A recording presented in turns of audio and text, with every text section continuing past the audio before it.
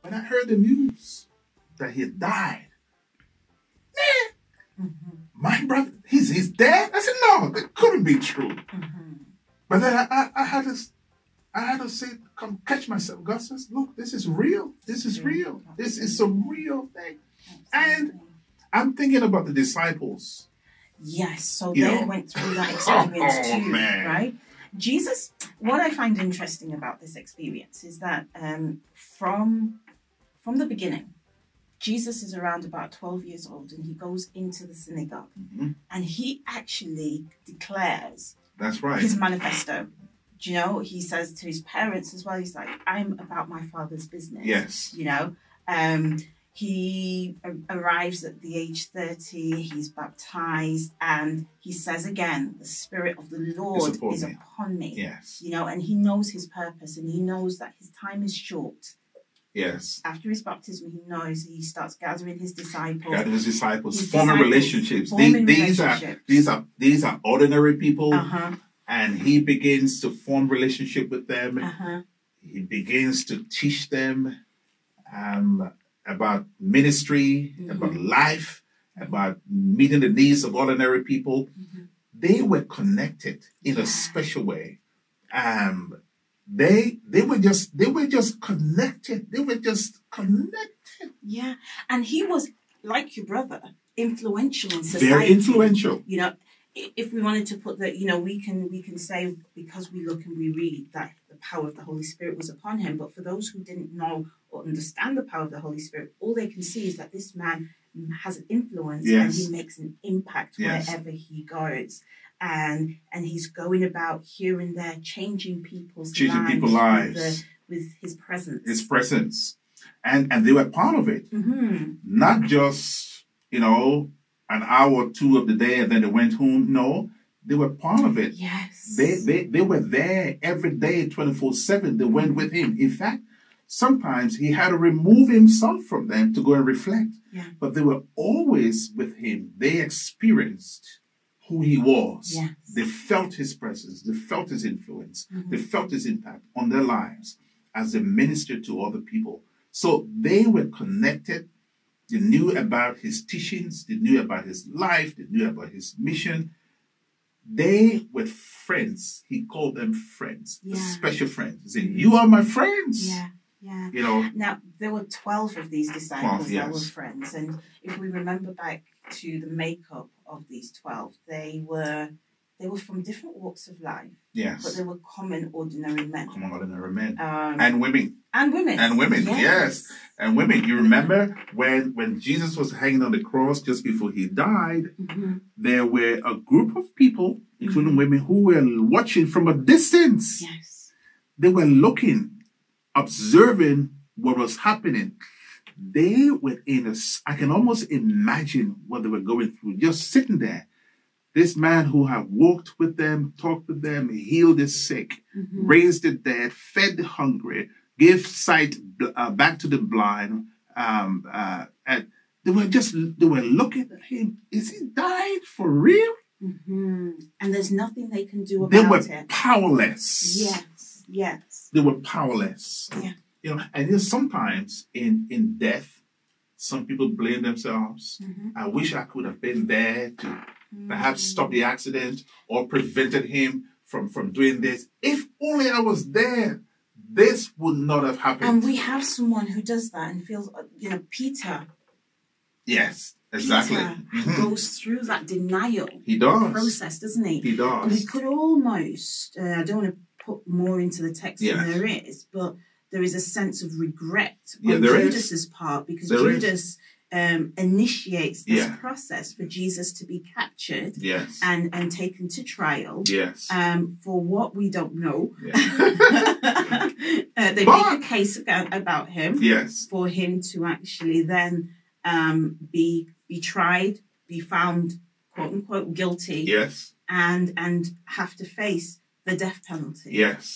You know, so Judas then has a deep sense of regret. On reflection, he went back and said, look, within himself, he must have said, but hold on, this man was real. Mm-hmm. I sat with this man. I ate with him. We ate with him. We drank with him. Mm-hmm. Look what I've done. He's experiencing an emotional pain of regret, of guilt. And then what happens sometimes when there's a loss of somebody who we're very close to, we experience, amongst other things, guilt, regret. And sometimes, when the accident happened to my brother, I said to myself, Augustus, if you had said to him, something to just prevent him from going. So for a while, I was blaming myself. I was saying to myself, Augustus, you should have known something was going to happen to him. How? But that's human experience. And the disciples experienced the same thing. Yeah. Of regret. It's interesting because Jesus is anticipating the disciples' grief. Yes. And anticipating that he's going to die. And that sense that you were saying of, if I could have been here for my brother, if I could have called him at that time, or maybe if he had gone in a different direction. In the process of grief, we go through bargaining. Yes. If we could have done that, if we could have done that. And I see this bargaining taking place when Jesus is washing the feet of the disciples, and he prepares them and says, I'm going to die. And Peter jumps up and he is, number one, in denial, but then he starts bargaining. Yes. Doesn't he? Yes. He's bargaining like... Yeah. He said, no, you could never go through this, And Jesus had to rebuke him. Yeah.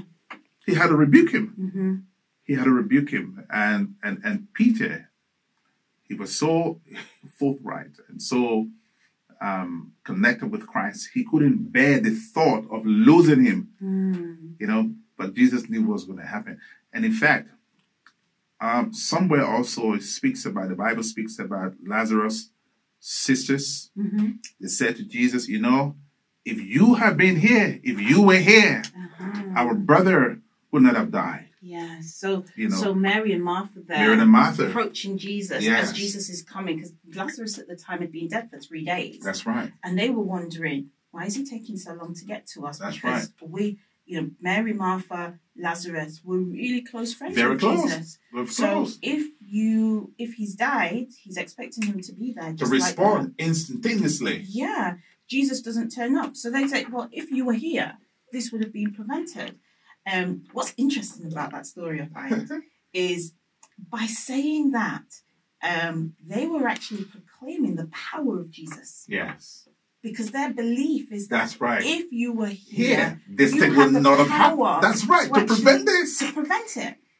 They were proclaiming Jesus' power and the presence that his power, the power that his presence actually brought.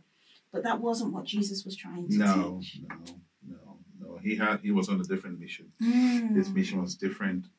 But the interesting thing is that in this whole text about the disciples, Mary and Martha, and all of this, Jesus shows human feelings. Yes. That he was affected by death. Yes. And the Bible says he wept. Yes. When he heard that Lazarus, in the experience of Lazarus, he wept.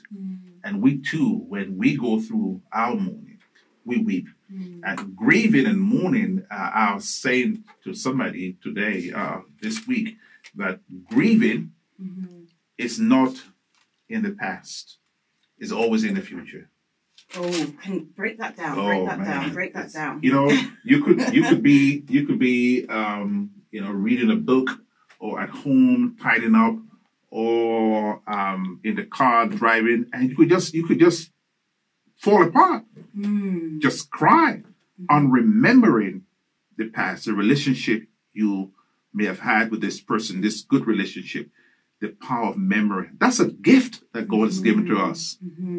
The power of memory, remembering what God, the experience you've had with this person in the past. So you're saying that grieving happens in our future as we remember our past relationship with that individual that passes. Yes. So if I put it in the context of the losses that we experienced, my father, your brother, in those initial stages, and as time goes by, sometimes part of our grieving process is the grief for what we will grieve for in the future. It's possible, but note that you could also have moments that you shed tears, you cry, you know, and you know you could be ironing your clothes or drying something in the house, and you just burst into tears. You say, "Oh, why am I crying?" Well, you remember the person, the good times you shared, and the fact that the person is not available again. Yes. But that's a human experience, and the disciples were mourning when Jesus died. Yes. He was dead. He was dead. Yes. You know? I wondered if we could, you just touched on the disciples mourning that Jesus was dead. And there's a story in John. Yeah. Where the disciples are grieving Jesus' death together.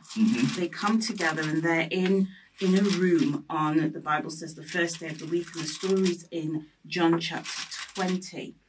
And they're in the room, and I imagine that they're there and they're probably sharing some stories. Something's going on in that room. Something's going on. That room is packed. Yeah. With explosives. Yeah. Well, of emotions, you know. Yeah. The experience of coming together, you can experience grief when you're on your own. But coming together, like you said, there's this explosion of feelings. Because at any point in that room, you'll have somebody who's in denial. That's right. Somebody who's bargaining. Somebody who's numb. Somebody who has accepted it. That's right. You know, somebody who's angry.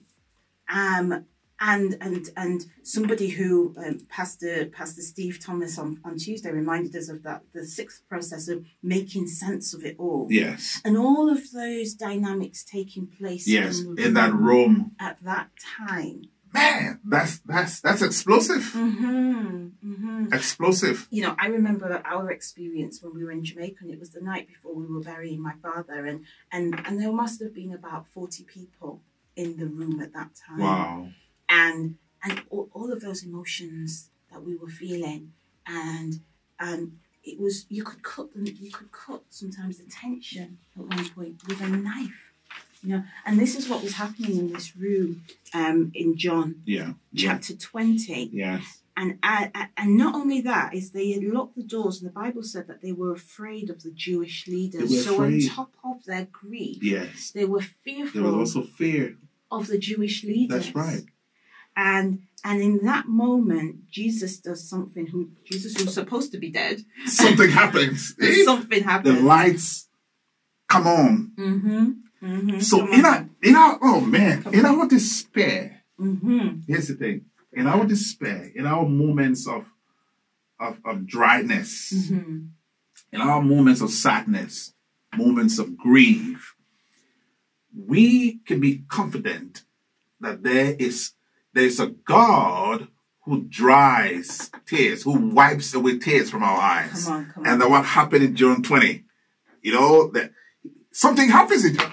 Tell us what happened, Pastor. Well, it says that then, verse 2, John 20 and verse 2, then she runneth, cometh to Simon Peter and to the other disciple, whom Jesus loved, and saith unto them, they have taken away the Lord out of the sepulchre, and we know not where they have laid him.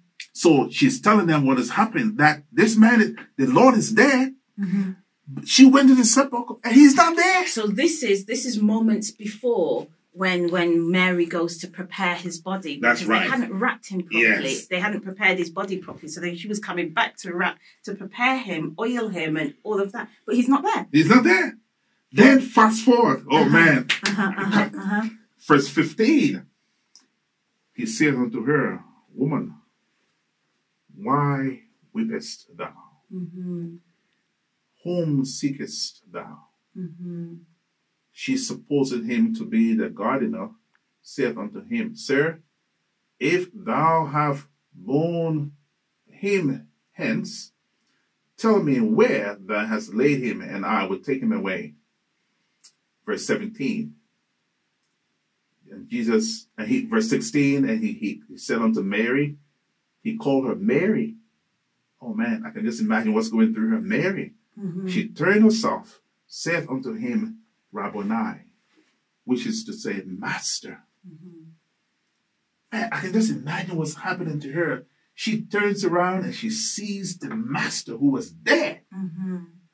There's hope for us who mourn. Yes, yeah. That light will shine at the end of the tunnel. Yeah. God brings hope. I just find this story so amazing. She's mourning, she's grieving to come just prepare his body, and his body's not there. She has this conversation with someone to say, well, you know, have you seen him? Have you seen the body? Have you seen who's taken him?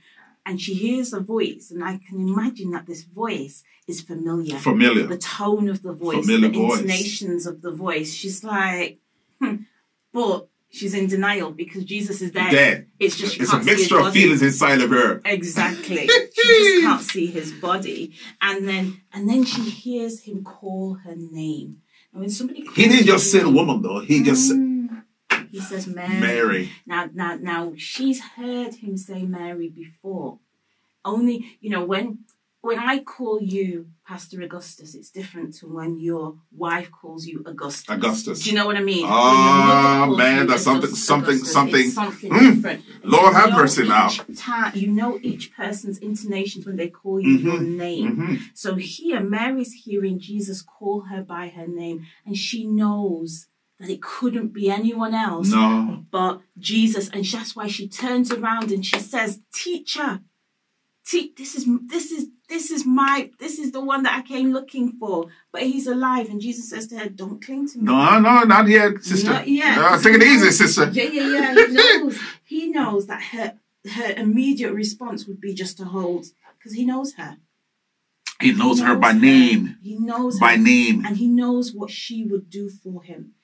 And also, he's acquainted with the pain of his loss that she has experienced over those from Friday. From Friday, the excruciating pain she has been through all Friday, all day Friday, all day Saturday and Saturday night. And all of this pain is inside of her. And here comes hope. That those of us who mourn the death of our loved ones, there's hope. I want to bring hope to you today. That this death is not the end. There is somebody who can turn the switch on once again. Amen.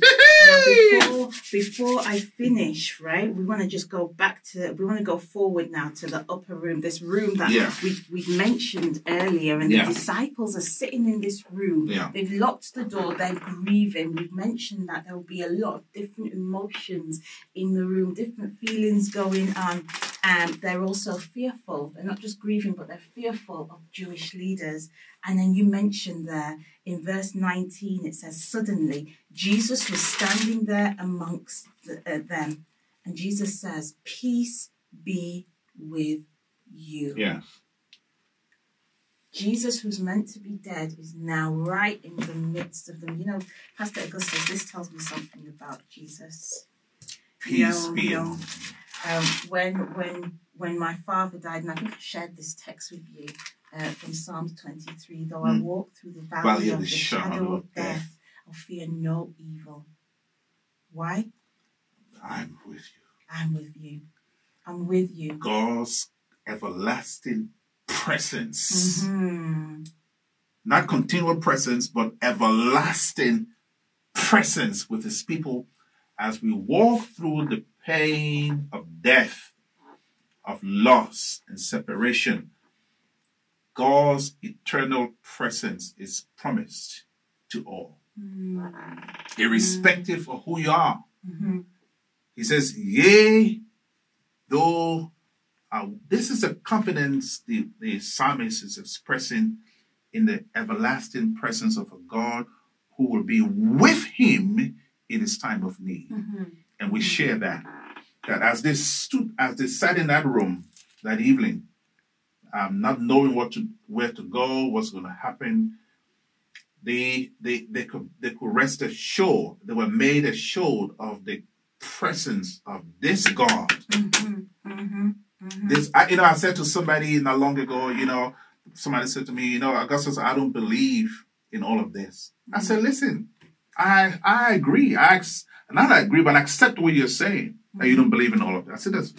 But I said, look, what do you have to lose? And at the end of the day, you will not lose anything if you believe. If you believe, and in the end it's not true, what do you have to lose? You won't lose anything. So you believe and taste and see.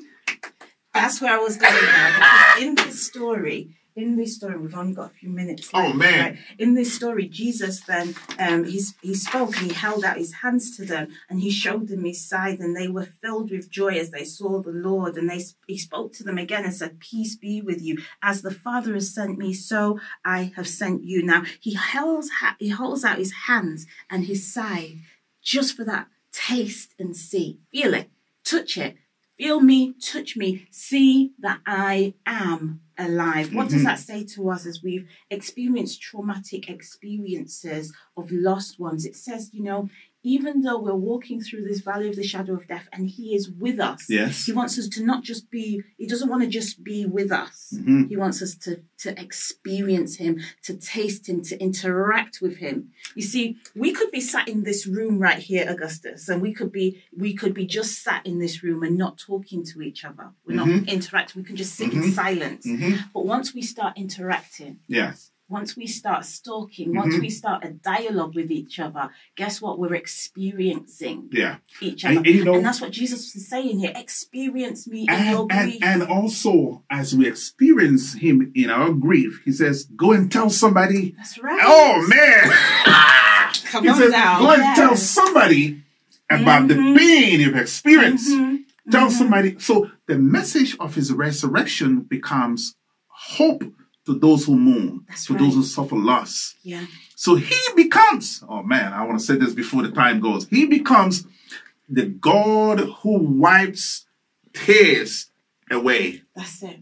That's it. He dries our tears. He brings that divine cloth, divine handkerchief, and wipes away our tears of sadness, of grief, of pain. And he says to us that there is coming a time, there will be no more death, no more sorrow, no more cry, but we will be in his presence forever. How much time do I have? Hallelujah.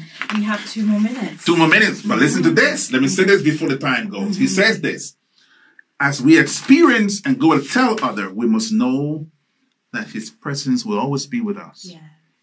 And then so we sing that song. Guide me, O thou great Jehovah. Pilgrim through this barren land.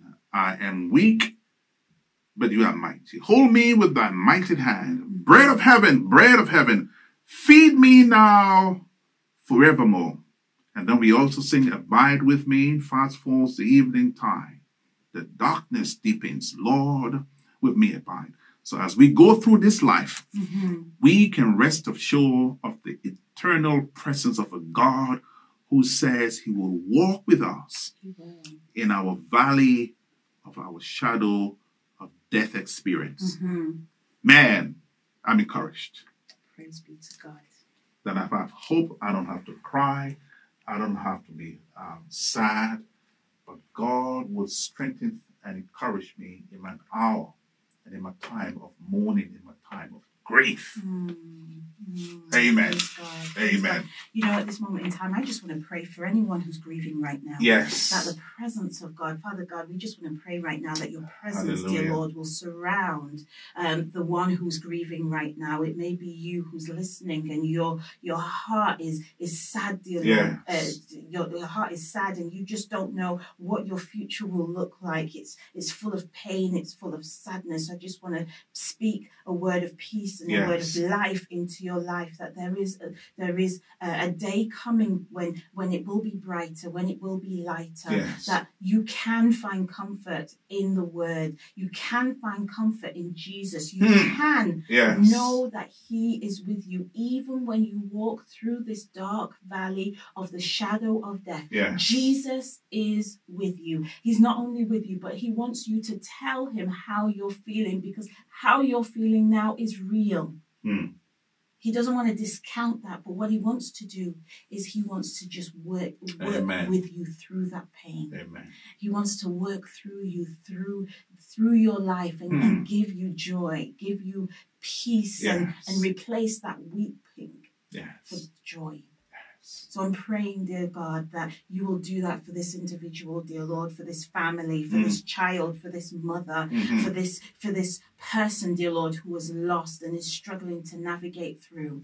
You be God in their lives. Yes. In Jesus' name. Amen. Amen. Amen. Amen. Amen. Now, if you have been affected and you would like to have further support, talk to somebody, be involved in a bereavement care project, then please contact us at adventistradio.london. That's studio@adventistradio.london. You can text us on 82228. Write the word hope and then your message. You can find us on our social media platforms, Facebook, Twitter, Instagram. Now, we also have a book written by Sharon Platt MacDonald. She was our guest yesterday on the show. The book's called Comfort, Solace, Support and Strength During Times of Grief. If you would like this book, we have many copies